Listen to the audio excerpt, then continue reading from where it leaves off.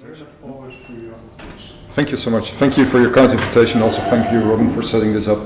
And thanks all for coming. So, we're going to do something very ambitious, which is to cover topics that I usually take about 3 months to discuss. So, let's see. Yeah, we have 2 hours, but I think we'll manage. What is the program for today is very straightforward. I will say a few things about the characteristics of complexity in urban planning. I'll keep that very brief, because the thing I actually want to focus on is what I find the 2 cornerstones of complexity, that is location and time. Both matter if you analyze urban systems or planning in general. And I want to discuss location and the method that comes with that is QCA, and time and the method that comes with that, which is event sequence analysis. So we're going to have a closer look at how you can analyze time and location. But first, let's talk a bit about complexity of urban planning. And again, as I said, I'll keep it very brief. I don't know if if there are people here that are familiar with the literature on complexity. If you are, you have noticed that it has dense jargon and complicated concepts and everything. But actually, at the very heart, it is relatively straightforward. When we talk about complexity in urban planning, we talk about basically 4 aspects. And the first is emergence. And emergence, basically, all that means is that each instance, each observed instance, is a systemic whole. And if we start to take that apart in discrete items, we fail to understand that whole, right? So that's the whole parts discussion that's coming here. Now, we can simulate that, and that has been done very often. For example, agent-based modeling. If you go into the literature on urban planning, agent-based modeling is a very popular way of doing it. But the thing is that agent-based modeling has a starting point and a final endpoint, which in social reality we do not have. There's always a starting point before the starting point. There's not a final endpoint, at least not anytime soon, I hope. But yes, in social reality we deal with what's then called synchronic emergence, which means that emergence happens all the time continuously. Now, if that sounds confusing, that's totally fine. Let it just listen to it. We'll come back to that later on. Secondly, we talk about complexity. We need to talk about time. We cannot understand the complexity of urban planning if we don't take into account time. Things happen, and the easiest way of understanding it is that events follow from events. First this happened, then that happened, and then that, etc., etc., etc. Again, I think that is actually very straightforward, but that if we start to analyze that, it becomes much more complex. The third thing, if we take these two previous points into account, then the third thing is that we are dealing with a social reality that's heavily contextualized. It is under certain conditions that something happens or something doesn't happen. It is under certain conditions that an urban project becomes successful. It is under certain conditions that despite all efforts, it doesn't become successful. It is under certain conditions that, well, you name it. Right? So if we want to understand what happens in our urban plans, we have to understand the context under which it happens and try to see if there are similarities and differences between different contexts. So we can learn from that. And last but not least, if we are interested in configurations or context and configurations of factors or conditions, we are particularly interested in the interaction between them. We are not necessarily interested in whether one factor caused everything, because it hasn't. We are not interested whether one factor controls for everything, because it doesn't. What we're interested in is how these factors combine in order to produce, at any point in time, a certain urban order. I know that sounds a little counterintuitive. It's because particularly in planning literature, we tend to believe that, or planning literature often suggests that this factor was crucial for bringing forth this and that outcome. I think that is a little misleading, because in reality it's always the interaction between these between all these factors. And just to use an example here, the examples of Larry Beasley coming from Vancouver. He has become a sort of planning hero if you look into the literature, and people would write things like, thanks to Larry Beasley, Vancouver turned into the most likable city, or whatever, highest quality, I don't know. Something like that. It's a nice place, right, isn't it? Yeah, relatively, yeah. Now, I don't doubt that Larry Beasley was important in that. I really don't doubt that. But what those narratives tend to forget is that Larry Beasley worked in a team. who also did things within a city that allowed certain things and did not allow other things, within physical conditions that allowed certain things. I found it quite interesting that he takes his lessons about Vancouver coming to other cities in very densely populated areas, where as in Vancouver you have the city, and then if you drive out of the city, there's, for hours there's nothing, well, there is something of course, but you don't have this effect where people can move quickly between cities and all that. So just to use that as an example, the example of Larry Beasley, if you want to understand why Vancouver developed in that way, we cannot just pinpoint to say that was Larry Beasley. That just doesn't make sense to me. So these are the four elements that I wanted to just put up front here before going to talk about examples and methods and all that. I would like to conclude with a statement from David Byrne, not the singer of the Talking Heads, but a British sociologist, just to make that sure. And he says, complex systems are to be understood not in terms of their parts, which is the analytical error I just pointed out, nor in terms of their wholes, which is the reverse holistic error, where you try to lump in everything matters. That's the other type of error, so to speak. But in terms of parts, interactions among the parts, wholes, and the interaction of the wholes within the parts. So the word interaction is vitally important here. In reality, things work together, and what they produce is not predictable from the inherent character of the things themselves. Emergent properties contradict reductionism. I'm just, reading that out because he described it in such a beautiful way that I never can hope to do myself. So I thought it was a very nice quote. And if we accept these points to be true, which I do, of course, that has implications for research. It has implications for the way we analyze urban planning. So let's talk about that. Let's have a look into that. Let's start with an example first, the one you're probably familiar with right now. Zomerhofkwartier in Rotterdam. So just a few pictures. This is the Zomerhofkwartier as it was in the 1930s. This was how it was in 1945. There's a very obvious difference, the same kind of disaster that struck cities like Dortmund and elsewhere in Europe, wholesale destruction during World War II. Now, after World War II, there was a need to reconstruct the city. This particular area just happens to lie just outside of the city center, or what used to be the city center, but was still destroyed. You can see the neighborhood behind that wasn't destroyed. There was nothing important here, or in terms of warfare, there was nothing important there. There were people living, etc.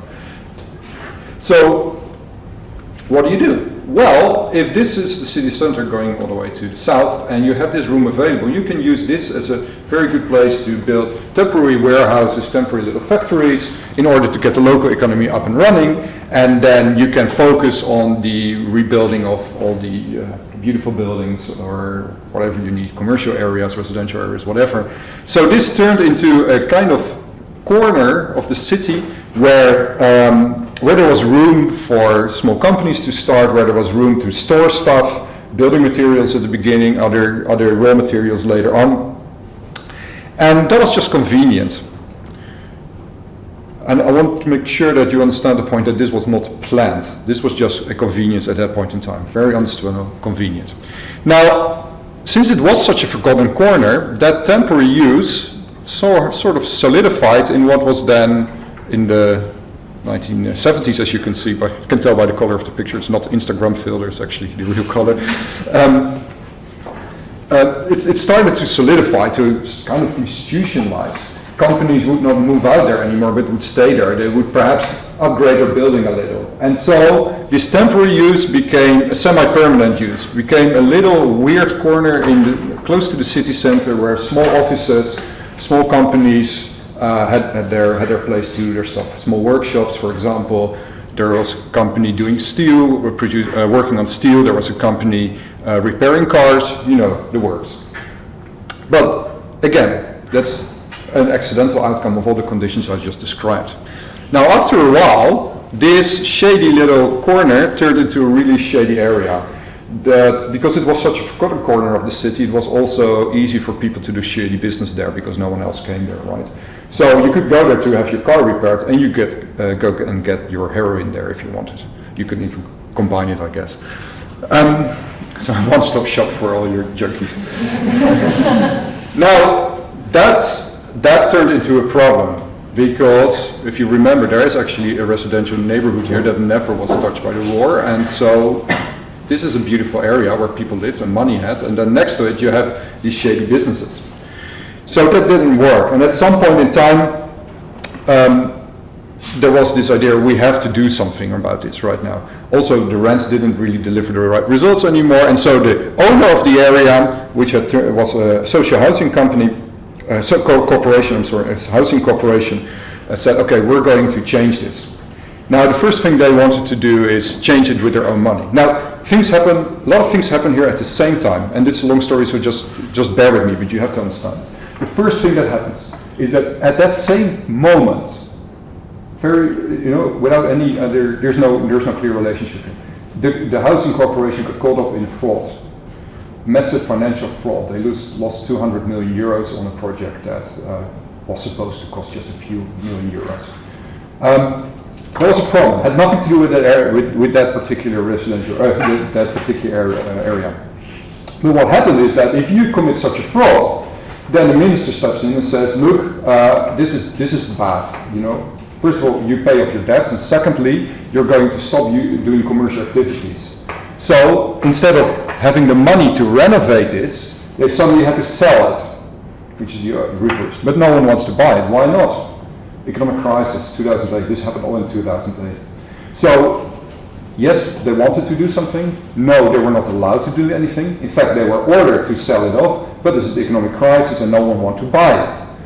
So you have these factors coming all together, which means that the whole area came to a standstill.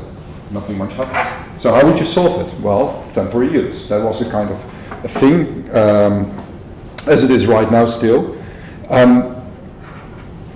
Again, by chance, some people met with some other people. So the owners of this area met with some people, I guess during one of those network meetings, with some people, friends of mine in a think tank, who said, you know what we could do? If you give us this office, this particular office, then we'll start, for free by the way, for free of course, then we'll start working on this. We'll make it a good area again, and then once we have done that, you can sell it off. So they agreed to do that. Again, nothing in terms of long-term planning here. It's just a chance meeting, chance encounter between these two people, thinking, hatching this plan, and then having a boss that says, yeah, that's a good idea. So they did that, temporary use. Which, if you look at this gray building, it looks like this nowadays. It turned out to be quite successful. So this attempt to change the whole area was really successful. It was so successful that right now there are developers saying, well, we would like to buy the area. But it's also so successful that the people who put in a lot of money and effort in upgrading the area don't want to leave anymore, right? So what we see here essentially is how this area hops from temporary use to temporary use to temporary use to temporary use, right? This was improvisation, this was improvisation, this was improvisation. What we have done here in this little narrative I just presented is we have actually touched upon all the elements I presented in the previous slide. We see the emergence of urban order here, right? We see how this urban order came about. We also understand that chance played a huge role into that. We saw lots of factors combining here. The economic crisis, as well as the shady businesses, as well as a broker at the right time at the right place, and all that. And we see we cannot understand this thing if we don't understand the things that happened before. So time again is very important. Now, if we just look at a single urban system and we analyze it as such, that is nice. It gives us a lot of interesting stories and details, but it's not very informative because right now we do not know to what extent this was a unique or a very general or generic pattern. All we know is that this happens. We think that it has some things that are unique, but then again there's also something in there that we may recognize. The economic and financial crisis happened to everyone. So what we need to do is figure out to what extent this is a unique pattern. And we can only do that through comparison. Right? We can there's only one way of understanding what has happened if we compare it to other such projects. So we need to compare. But there's a problem with comparison. The problem is that it's often very hard to make a difference between the unique and the very generic or the general patterns. So let me discuss that for a bit. What you see here are four very similar projects. So the Öresund, that's the Öresund between Denmark and Sweden, the Great Belt Link, Denmark, Eurotunnel, or the channel, whatever you prefer to call it, between UK and France, and here the A2 between Netherlands and Belgium. These projects are very similar. They do a similar thing in terms of engineering. It's infrastructure, either a tunnel or a bridge, but always on such a scale that it stretches the current technology. Right? No one had built such big bridges before. No one had built. This is a double-decker tunnel. No one had done that before. No one had built a tunnel underneath the sea for trains and all that. So they, in that sense, look very similar. They have similar functions to connect different countries, to get people together. They also face the same problems in terms of massive budget overruns and being delivered years after the deadline, right? And massively, when I say that they were over budget, I'm talking about 85% or something like that. So we were talking billions of euros sunk into that. So in many ways, these projects can be treated as the same. We can lump them together, right? Same function, same technology, same scope, same problems. And that's what happens in research a lot. These are lumped together. Now, for those of you who like to go in depth into cases, you will argue, well, there are probably differences. And you're right, there are many differences.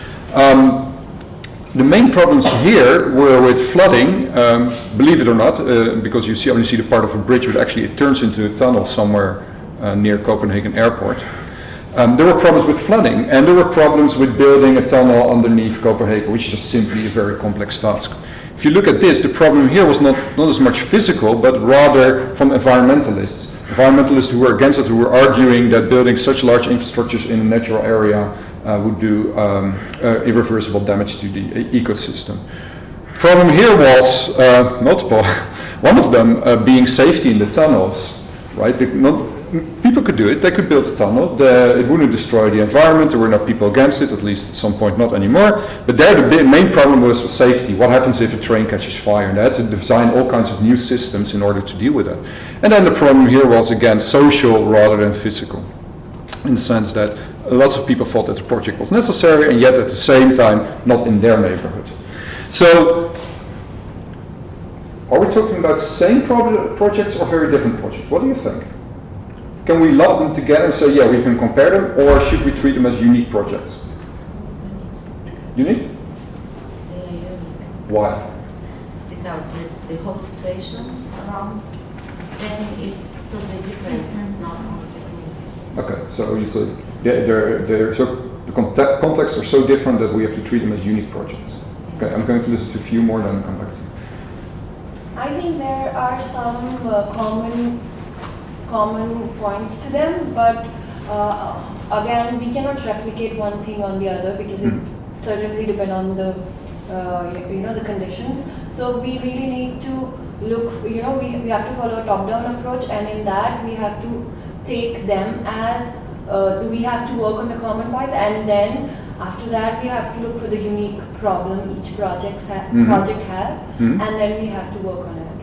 So suppose that I was involved as a builder in doing this, or as a designer. Now suppose I get a fifth project. Would I be better at doing the fifth project, having done these four? Yeah.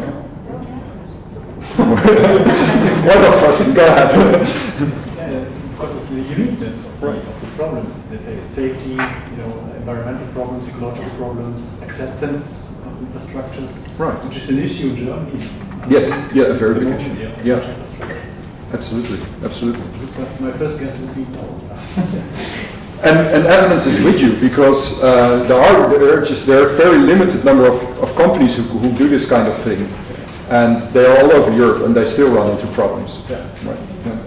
Now, what we need is a method that teases out the unique character from the generic character, and we have that in QCA.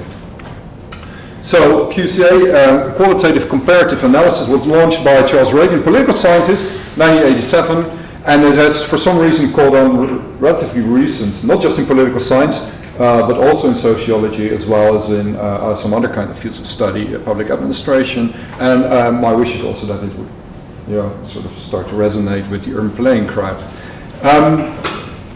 this is a very good book. I recommend reading that. I like this book by Byrne and Reagan. That's the Byrne I quoted earlier on, because that's where they make this explicit connection between complexity and QCA. And Charles Reagan designed that method as an attempt to mediate between single N studies where everything looks unique and large N studies that are so huge that you lose sight of the uniqueness and everything seems very similar. The example I just gave you from the infrastructure project, most of that research is always a comparative of large N, so that means a lot of cases in there, and then everything starts to look the same. And Charles Reagan was concerned about it. He said, I want to mediate between the two, and I want to retain the contextual details as you described earlier. I want to retain the contextual details when I compare things, so that I'm sure that I can tease out what's unique and what's not. These are the strengths, and then there's one weakness. It doesn't do very well with time, but I'll get back to that later on.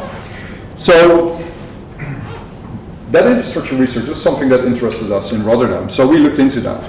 And we wanted to know why are these projects not going, so why they are not going according to plan? What happens there? And we thought, okay, whatever you plan on paper does not have much resemblance in reality. The moment you start building, stuff will happen, and that can be a source of these problems. And then we wanted to know to what extent you can measure a project by just looking at whether it was over budget or run out of time or whatever. And we thought that in itself is not a problem. You can actually have a project that was being more expensive than planned, but if everyone agrees, if everyone is happy with that, then that in itself is not a problem. So we said, rather than just looking at time and money, we looked at satisfaction. Were people satisfied with the way the project developed?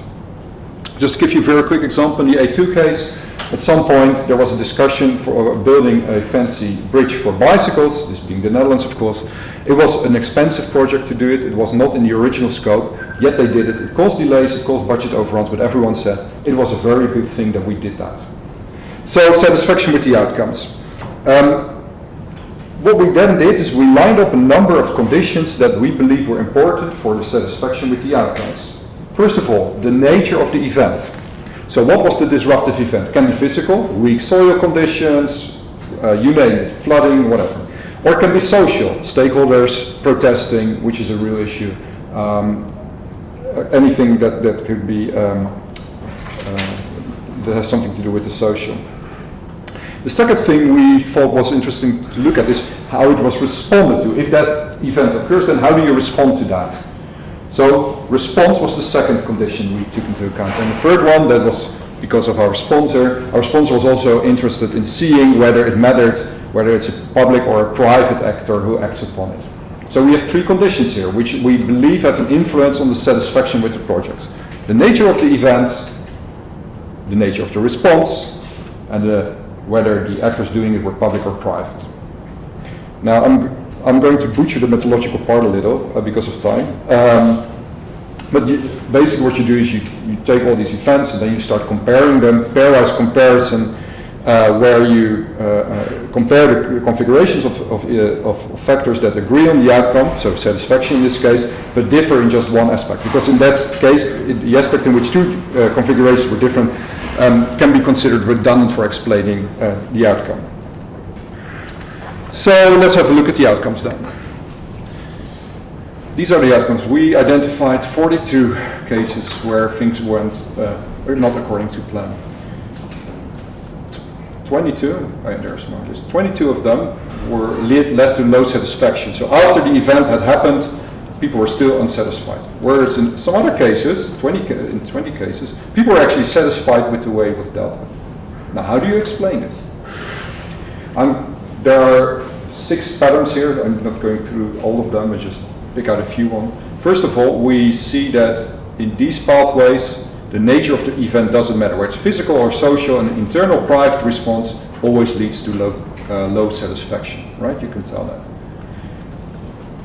For example, there's a different pathway where we see if it is a social event, and if it is responded externally, so that is by including people from the environment, stakeholder dialogue, etc., then that leads to high satisfaction.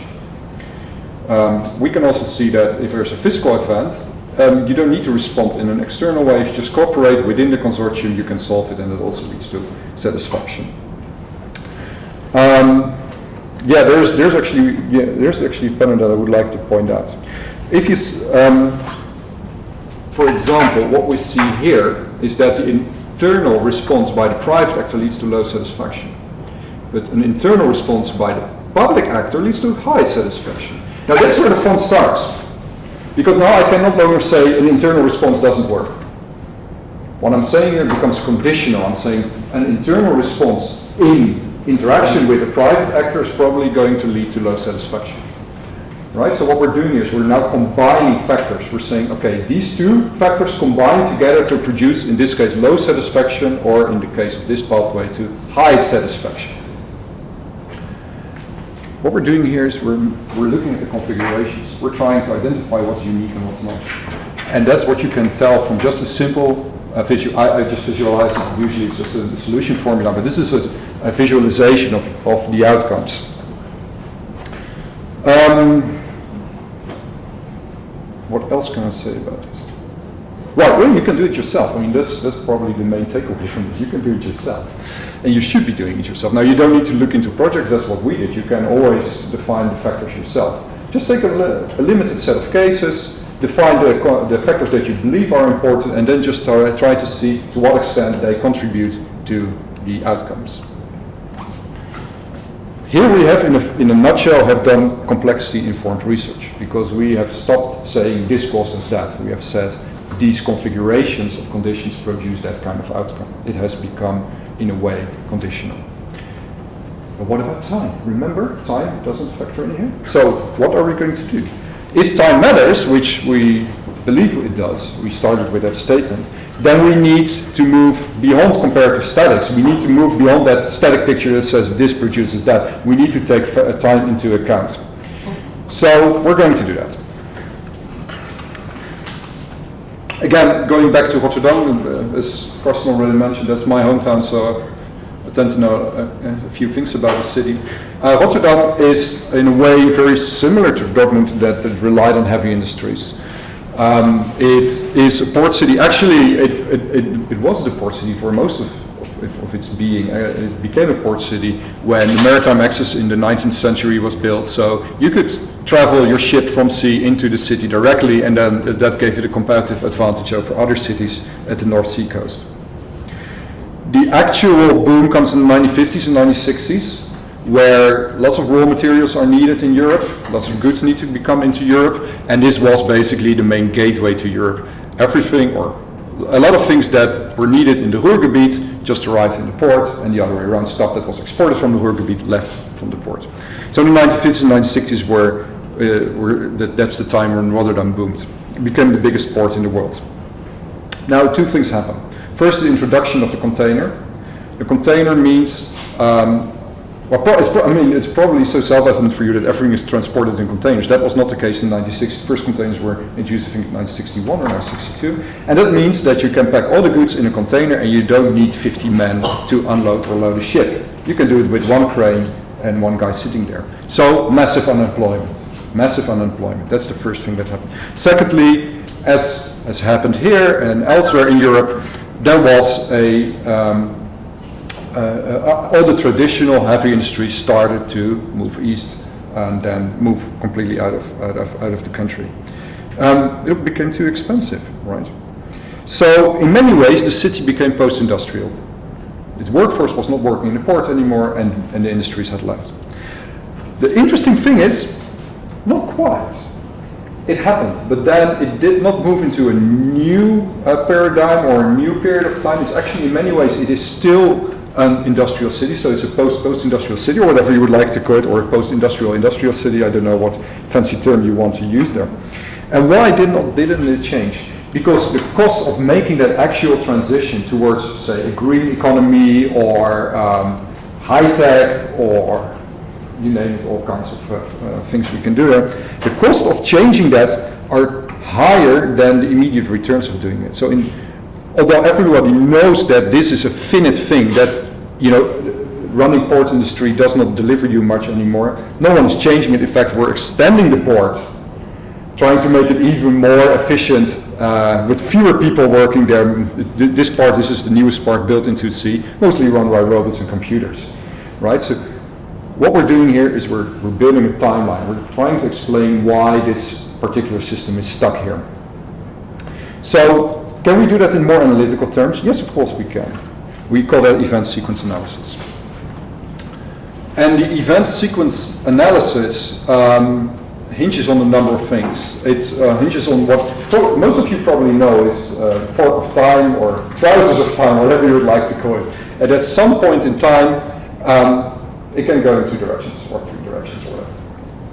Right? You can go this way, you can become the post-industrial green energy high-tech city or whatever, or you can keep doing what you've been doing all along.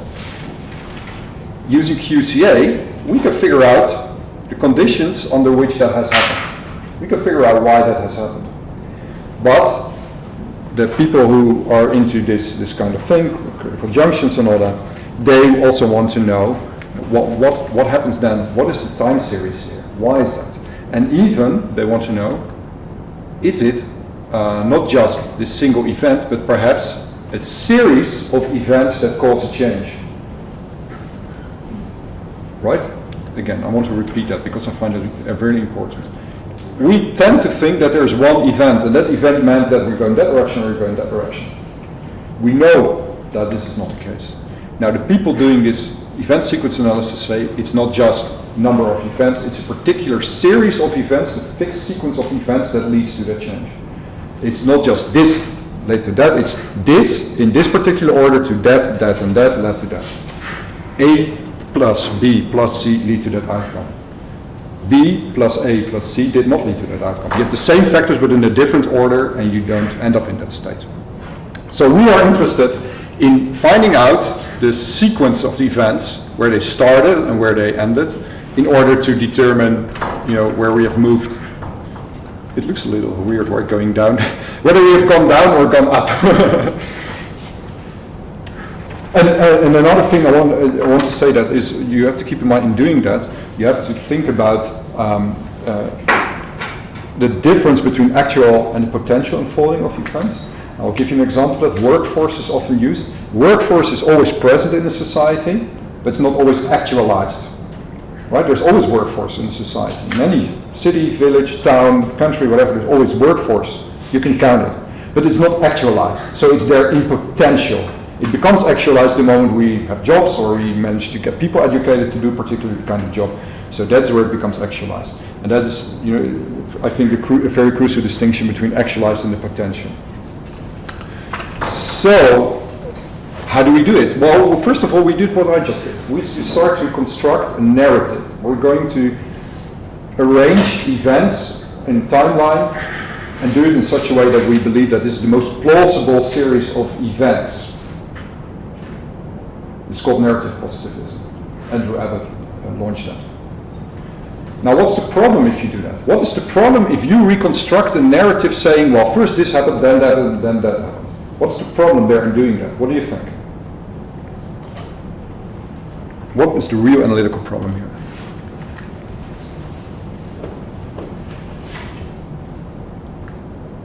Go ahead, sir. Running risk of running into the hindsight bias, that you, in hindsight, everything looks very sequential, very logical. Absolutely. You completely lose track of this potential pathway B, which is actually Right.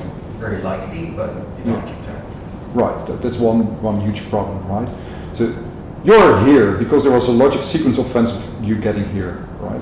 But at any point in time, you could have done something else. You could have missed the train this morning, as I always did. You could simply feel, want to go home and play games instead of sitting here. I don't know what else, So at any point in time, you could have actually done something else. Right now, you haven't done that. So looking back in time, it was a logic sequence of events, and we believe that this is a fixed sequence. Not necessarily. One thing, I can't understand the parameter. On which parameter, on the basis of parameter, you are doing this analysis. The event, there are 3-4 break point in a path line A, but I can't understand what's the parameter. On which parameter you are doing this analysis. So what we're asking is, what number of events lead us to, for example, us being here in this room? Right, that's what we're trying to map. Simple as that. I'm not sure that answers your question.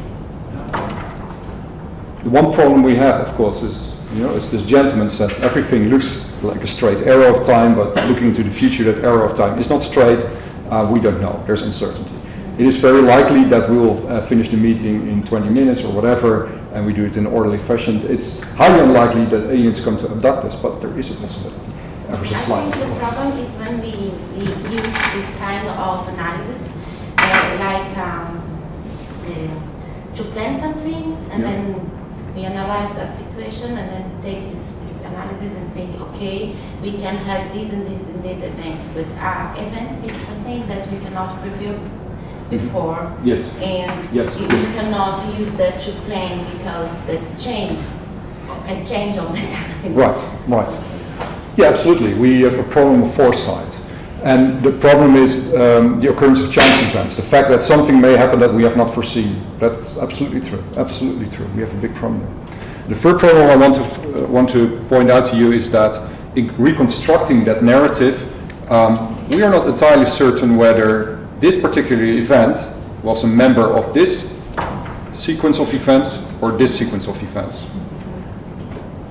So me as someone doing research, I have to make plausible that indeed this event belonged to this sequence and not to another sequence. In reality, you'll find out that some events are part of one sequence and some events are member of a number of sequences, which is really where the complexity starts. So, yeah, go ahead. In that case, how do you account for things that can be done at the same time? Sorry again? In this sequence, how do you account for things that can be done at the same time?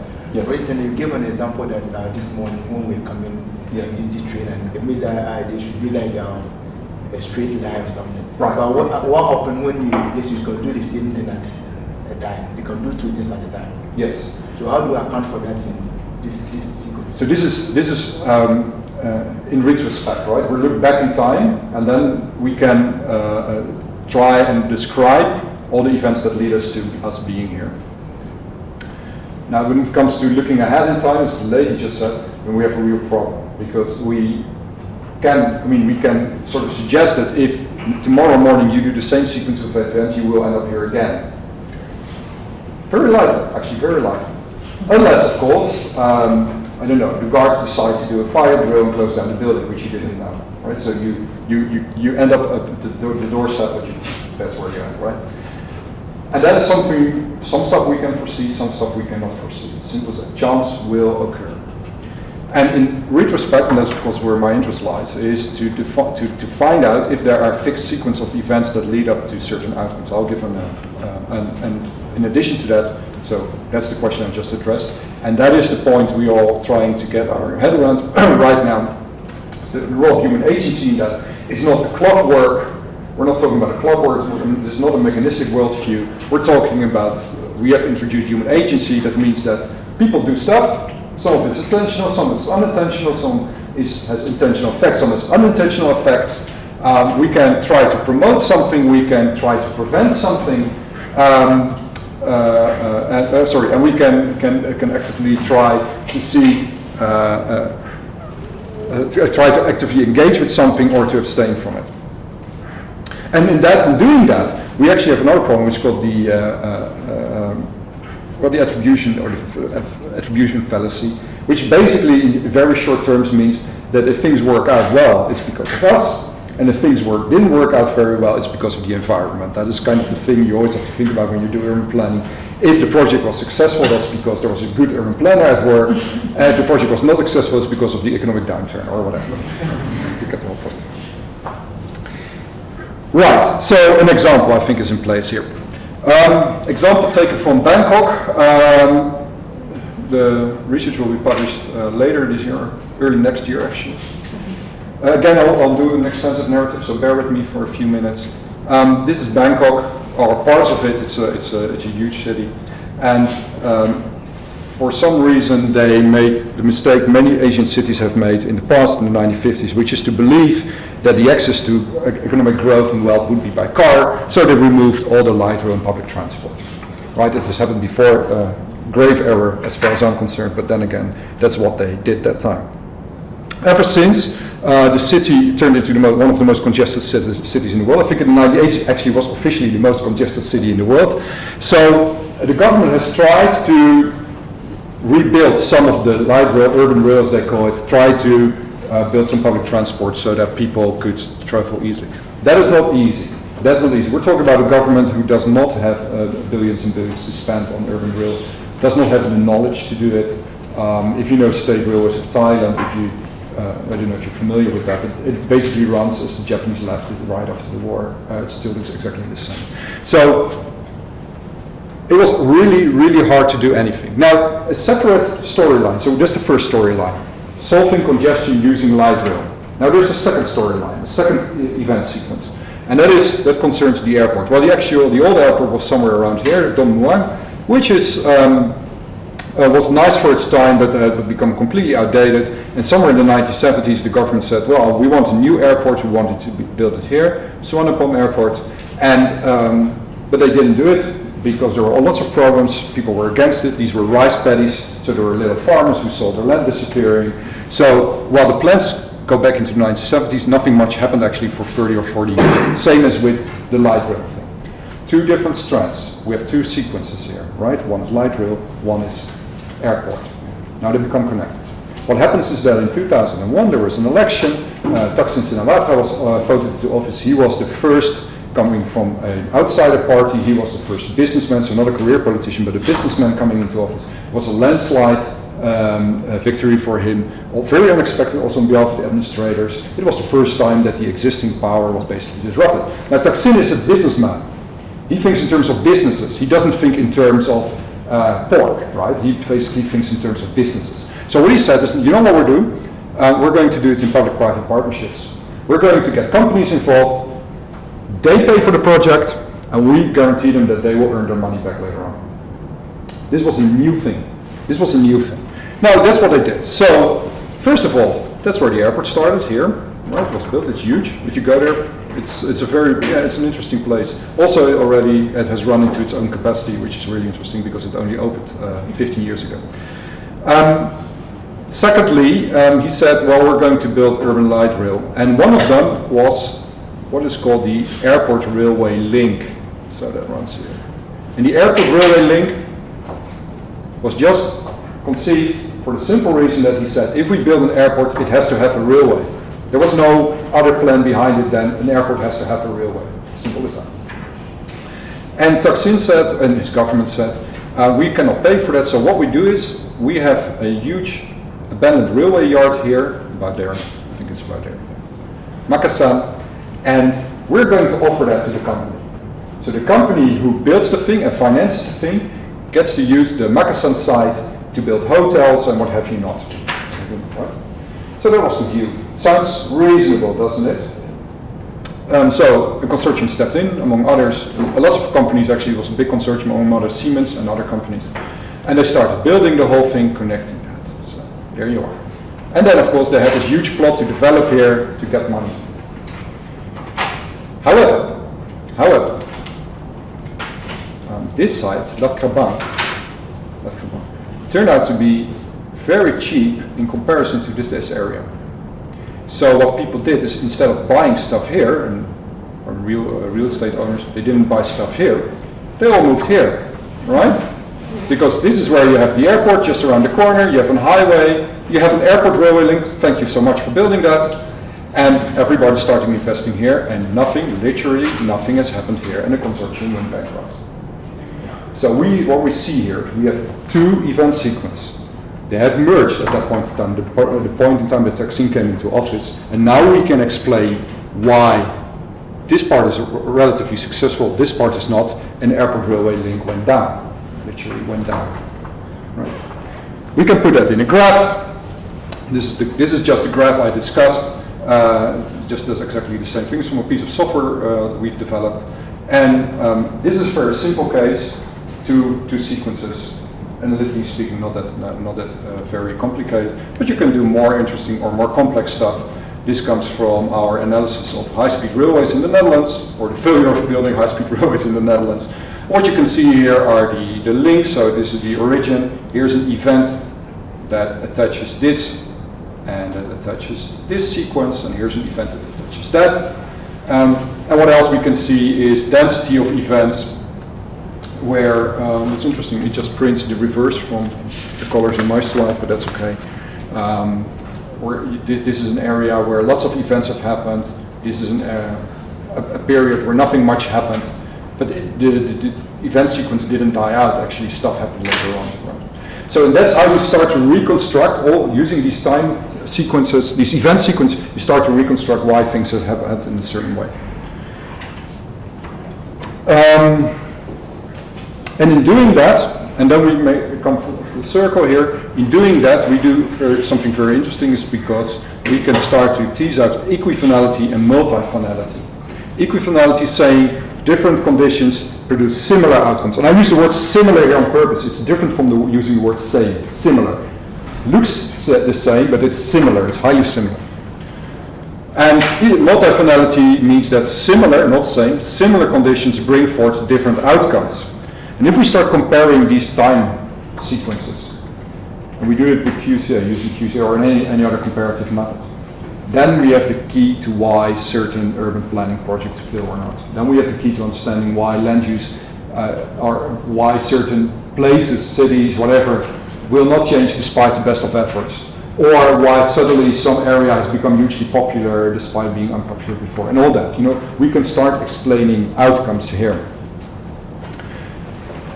Which from us, as you know by now, necessitates that we do context-sensitive research. And the point I also want to make here is that we tend to believe in symmetry, which unfortunately is not the case in the real world. Basically meaning, X happened, Y was the outcome, we didn't like Y, therefore if X doesn't happen, Y will not happen. And that's something we simply, you cannot accept that. That's not the way it works.